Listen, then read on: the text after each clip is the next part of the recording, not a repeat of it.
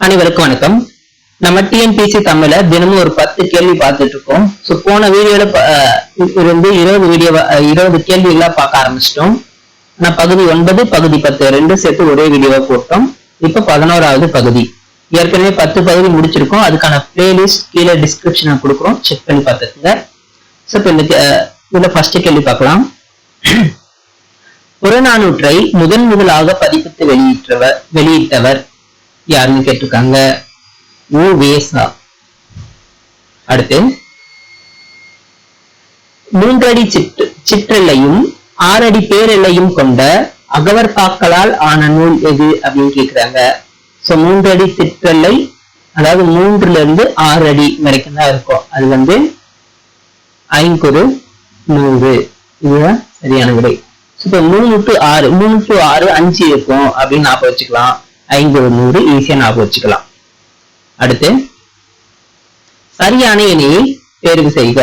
துவரை, தாமரை மலர், மறை, அவலம், விசும்பு, வானம், மதியம், நிலவு. இது ரெண்டும் சரியா இருக்கு. ஆப்ஷன் 3, 4 சரியா இருக்கு. அப்போ நமக்கு சரியான விடை இ, 3 மற்றும் 4 சரி. அடுத்து பொருத்தமான விடையை தருக அப்படின்னு கேட்டிருக்காங்க. சிறுபஞ்ச மூலம், குடும்ப விளக்கு, சீவக சிந்தாமணி, குறுந்தொகை. சிறுபஞ்ச மூலம் அப்படின்னா அது அற இலக்கியம். ஓகே. குடும்ப இலக்கியம், தற்கால இலக்கியம். இது 4. 3, 4. அடுத்து சீவக சிந்தாமணி, இது ஒரு காப்பியம். அப்ப காப்பிய இலக்கியம். அடுத்து குறுந்தொகை, சங்க இலக்கியம். குறுந்தொகை, சங்க இலக்கியம். 3, 4, 1, 2 இதுதான் சரியான விடை. ஆப்ஷன் எங்க இருக்குன்னு பார்த்துடலாம். ஆப்ஷன் ஆ, 3, 4, 1, 2. அடுத்து இணையில்லை முப்பாலுக்கு இந்நிலத்தை என பாடியவர் யார்? இணையில்லை முப்பாலுக்கு இந்நிலத்தை அப்படின்னு பாடியவர் பாரதிதாசன். திருக்குறள் முதலில் அச்சிடப்பட்ட ஆண்டு எது அப்படின்னு கேட்டிருக்காங்க. 1812. திருமணம் செல்வகேசவராயரால் தமிழுக்கு கவியாவார் இருவர் என்று குறிப்பிடப்படுபவர்கள் யார் அப்படின்னு கேட்டிருக்காங்க. தமிழுக்கு கவி அப்படின்னு யார சொல்றோம் அப்படின்னு பார்த்தோம்னா கம்பரும் திருவள்ளுவரும். ஆப்ஷன் ஆ, கம்பர், திருவள்ளுவர்.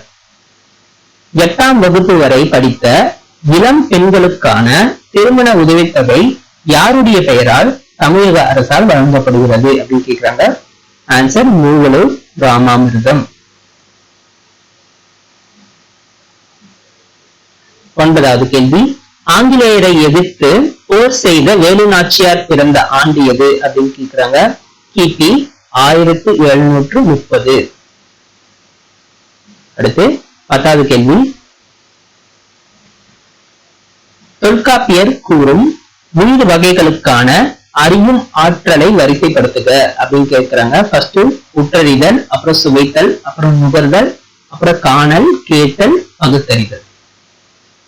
ஆப்ஷன் ஆ தான் சரியா இருக்கு. உற்றறிதல், சுவைத்தல், நுகர்தல், காணல், கேட்டல், பகுத்தறிதல். உற்றறிதல் மட்டும் இருந்தா ஓரறிவு, சுவைத்தலும் சேர்ந்திருந்தா ஈரறிவு, நுகர்தலும் சேர்ந்திருந்தா 3 அறிவு, காணலும் சேர்ந்திருந்தா 4 அறிவு, கேட்டல் சக்தியும் சேர்ந்திருந்தா 5 அறிவு.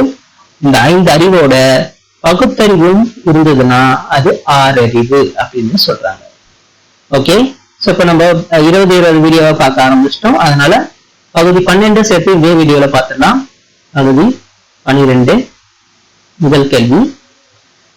தமிழ் ஆட்சி மொழியாக திகழும் பிற நாடுகள் எது அப்படின்னு கேட்டிருக்காங்க. இலங்கை, சிங்கப்பூர், மலேசியா. அடுத்து 2வது கேள்வி. நம்மாழ்வார் பிறந்த இடமான குருகூர் பெயரை தொடர்ந்து எவ்வாறு அழைக்கப்படுகிறது அப்படின்னு கேட்டிருக்காங்க. ஆழ்வார் திருநகரி. ஆழ்வார் திருநகரி கன்ஃபியூஸ் பண்றது கொடுத்திருக்காங்க. திருநகரி. அடுத்து 10 பாட்டு 8 தொகை ஆகிய 2 தொகுதிகளையும் அச்சிட்டு அளித்தவர் U.S. சுவாமிநாதர். இவர்தான் புறநானூறு ஃபர்ஸ்ட் வெளியிட்டவரு. ஓகே. டாக்டர் ராபி சேதுப்பிள்ளை எழுதிய ஆய்வு நூல் எது அப்படின்னு கேட்டிருக்காங்க. டாக்டர் ராபி சேதுப்பிள்ளை எழுதியது ஊரும் பேரும்.